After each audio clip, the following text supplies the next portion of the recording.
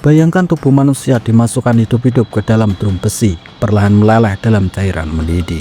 Kulit yang terkelupas, otot yang hancur, tulang yang melunak. Bau daging busuk bercampur soda kaustik memenuhi udara, dan yang tersisa hanyalah lumpur hitam, gigi, dan serpihan tulang yang tak sempat hancur. Inilah cara Santiago Meza Lopez menghapus manusia dari dunia. Dia tak pernah menarik pelatuk, tapi perannya jauh lebih kejam. Ia dikenal sebagai El Pozolero, si tukang masak kematian. Tugasnya bukan membunuh, melainkan menghilangkan, dan ia melakukan dengan ketenangan seorang tukang daging, mengolah mayat seperti bahan masakan. Tubuh-tubuh itu ia potong menjadi bagian kecil, dicelupkan ke dalam drum berisi campuran soda kaustik dan air panas, direbus selama berjam-jam hingga tak bersisa. Lalu cairannya dibuang ke tanah, ke selokan, dan ke saluran air warga, seolah-olah yang dilarutkan itu bukan manusia, melainkan limbah industri. Tak ada belas kasihan, tak ada doa pengantar, bahkan tak ada nama. Korban datang dalam plastik hitam, tubuh mereka remuk, kepala dibungkus lakban, dan Santiago hanya menatap dengan mata kosong sebelum mulai bekerja. Ia tidak pernah tahu siapa mereka, dan yang lebih mengerikan, ia juga tidak peduli. Ratusan mayat telah ia larutkan, satu persatu, tanpa rasa jijik, tanpa rasa bersalah, tanpa sedikit pun kemanusiaan yang tersisa. Ini bukan lagi tentang kartel atau perang antar geng. Ini adalah soal bagaimana seorang manusia bisa jatuh begitu dalam hingga kehilangan nurani, berubah menjadi mesin sunyi yang memusnahkan kehidupan tanpa suara, tanpa perasaan. Inilah kisah brutal El Pozolero, sang juru masak neraka yang tidak pernah menyajikan makanan, hanya menghapus tubuh, menghilangkan nyawa, dan mengubur seluruh ingatan di dalam drum mendidih.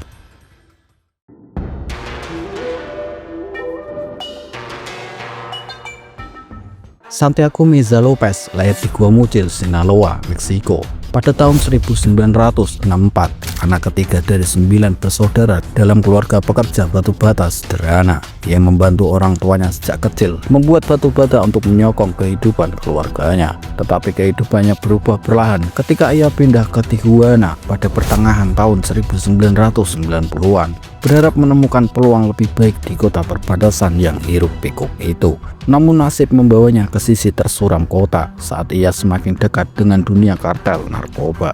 Awalnya, Santiago hanya seorang tukang las dan tukang batu yang rajin dan tak banyak bicara. Namun tragedi keluarga menimpa ketika saudari perempuannya menjadi korban kekerasan seksual oleh anggota kartel lokal. Karena takut menghadapi kartel yang kejam, Santiago tak bisa bergerak. Akhirnya ia dihubungkan dengan Teodoro Garcia Cimental alias El Teo, seorang tokoh kuat di dalam kartel de Tijuana, bagian dari jaringan Arellano Valley. Melalui El Teo, Santiago direkrut ke dalam struktur kerja kriminal. Dalam pengakuannya, ia menyatakan awal keterlibatannya bermula dari keinginan membalas atas penderitaan saudari, namun berakhir dengan pekerjaan yang jauh lebih gelap. Tanpa pernah membayangkan pekerjaan apa yang akan diberikan, Santiago mulai dilatih secara perlahan. Pada awalnya, eksperimen menggunakan kaki sapi ditenggelamkan dalam cairan sampai larut. Setelah itu tubuh manusia pun mulai digunakan sebagai eksperimen nyata. Santiago mengaku pertama kali melakukan pekerjaan itu pada malam hari sekitar tahun 1996. Ia disuruh memasukkan tubuh korban ke dalam drum berisi air dan soda kaustik, dipanaskan hingga mendidih. Dalam hitungan jam, daging dan kulit larut, hanya tersisa cairan pekat dan sedikit tulang. Kemudian dibuang jauh dari lokasi, menyamarkannya sebagai limbah biasa.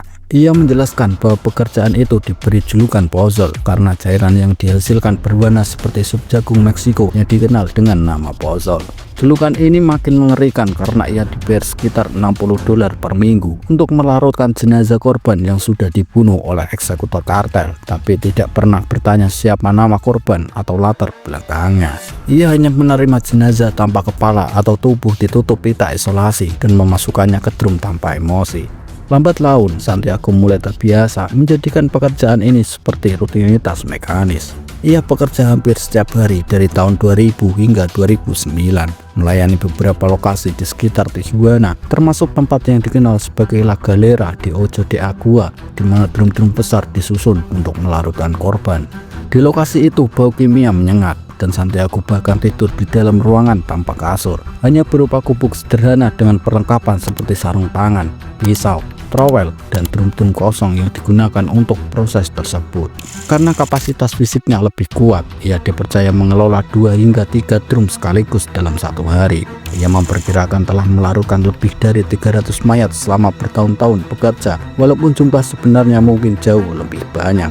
Sisa-sisa seperti gigi, potongan tulang kecil, atau rambut kadang terbawa ke saluran pembuangan atau dikubur di dekat lokasi. Sementara ia memberitahu bahwa seringkali juga mencuci pipa saluran dengan air panas agar tidak tersumbat. Santiago bukanlah eksekutor utama, melainkan orang yang bertugas menyingkirkan bukti fisik. Ia sering berada sendirian di lokasi tersembunyi, bekerja saat gelap, dan dengan cepat mempelajari setiap langkah agar hasilnya rapi tanpa jejak. Ia tak mempunyai ruang untuk menolak atau merasa iba, mungkin semata-mata hanya alat dalam mesin kekerasan.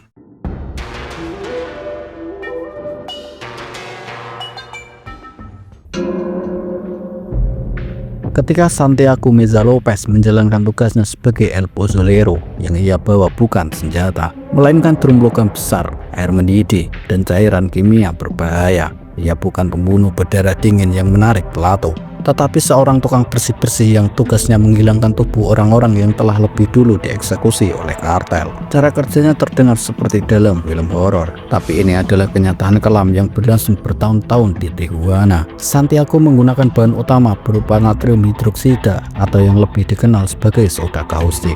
Ini adalah zat kimia korosif yang ditemukan di produk pembersih saluran air, namun dalam konsentrasi tinggi dapat menghancurkan jaringan tubuh manusia. Cairan ini bersifat basa kuat, mampu melarutkan lemak, kulit, otot, bahkan sebagian besar tulang jika direndam cukup lama dalam kondisi panas. Kombinasi antara air panas dan soda kaustik menciptakan semacam sup kental yang bisa mengubah tubuh manusia menjadi cairan hitam pekat yang menjijikan, menyisakan sedikit sekali jejak fisik.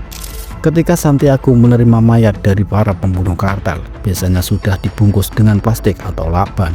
Dia akan membuka bungkusannya dengan sarung tangan karat dan mulai memotong tubuh menjadi bagian-bagian agar lebih mudah masuk ke dalam drum.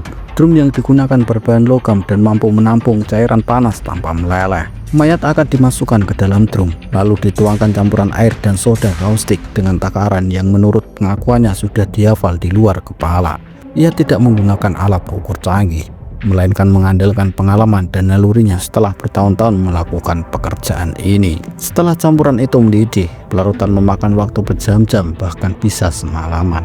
Santiago tidak boleh meninggalkan lokasi karena dia harus memantau suhu dan memastikan prosesnya berjalan dengan sempurna. Suara mendidih, bau menyengat kimia bercampur daging yang meleleh, dan udara panas dari drum yang mengepul membuat ruangan menjadi neraka kecil.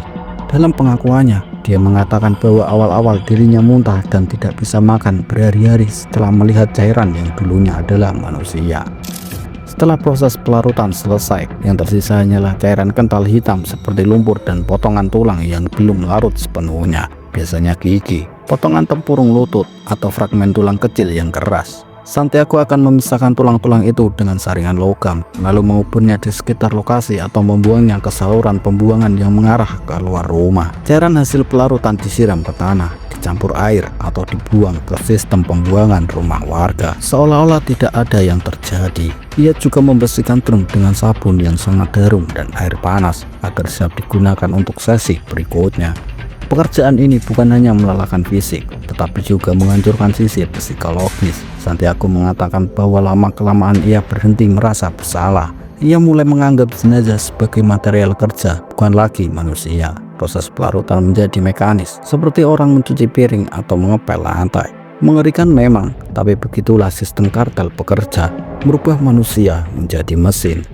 Terkadang Santiago juga harus bekerja lebih cepat, terutama ketika banyak korban dibunuh dalam waktu bersamaan. Ia bisa melarutkan 2 hingga 3 tubuh dalam satu malam, berpacu dengan waktu agar tidak tercium warga atau diketahui pihak berwenang.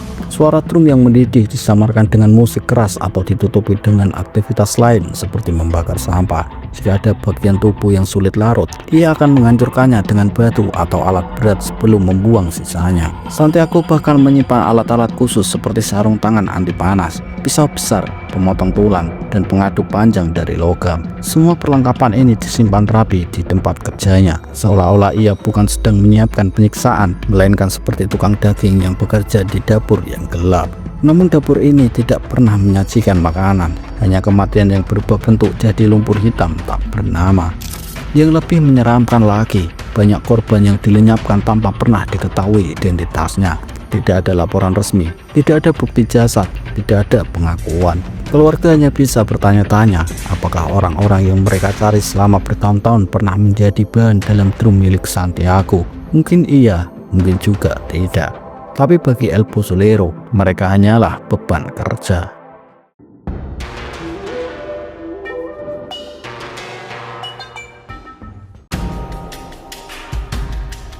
El Pozzolero alias Santiago Miza Lopez akhirnya dibekuk oleh militer Meksiko pada 22 Januari 2009 di sebuah rumah pesta di kawasan Baja Session dekat Tijuana. Dia tertangkap saat tengah berpesta bersama puluhan orang, sementara bosnya Teodoro Garcia Cimental alias El Teo berhasil melarikan diri beserta sekitar 30 anggota lain. Santiago tak bersenjata kala itu dan menurut saksi dia tertangkap tanpa perlawanan.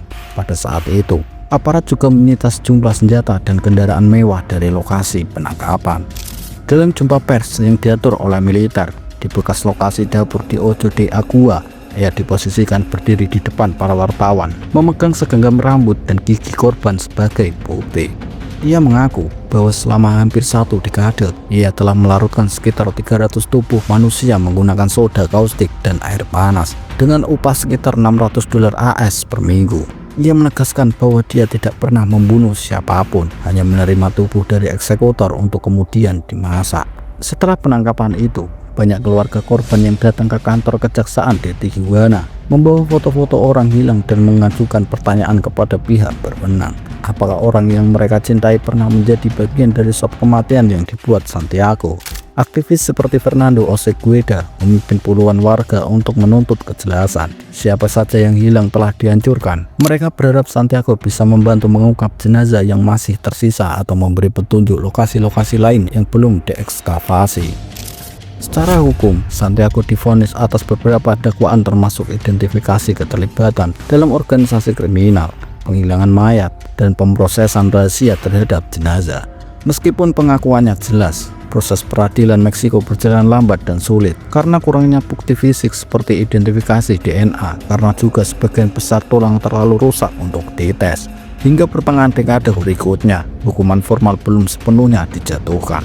Namun pada Maret 2024, dia akhirnya menerima tambahan hukuman sekitar 30 tahun penjara atas keterlibatannya menghancurkan sekitar 300 mayat.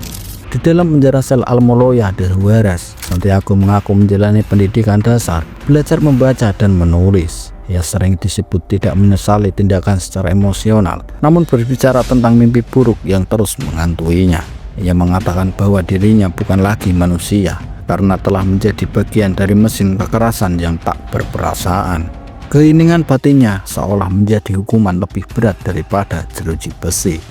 Kronologi kisah El Pozzolero kini menyentuh lembaga hukum, media, dan publik. Namun meskipun Santiago telah mengungkap penyagal, lokasi-lokasi lain yang belum dieksplorasi masih menyimpan rahasia. Banyak warga yang tetap tidak menemukan korban mereka karena fragmen tulang tak pernah cukup untuk mengidentifikasi secara resmi. Akibatnya, kehadiran Santiago di penjara menjadi kunci harapan sekaligus luka yang tak pernah tertutup sepenuhnya. Dengan demikian, kisah El Pozzolero berakhir secara resmi di pengadilan dan jeruji besi. Namun bayangan neraka atas pekerjaannya tetap mengerikan. Jejak tumbukan kimia, fragmen manusia, dan mimpi buruk yang tak kunjung hilang tetap menjadi peringatan bahwa di balik kekerasan sistem, nurani manusia bisa terkikis hingga hilang.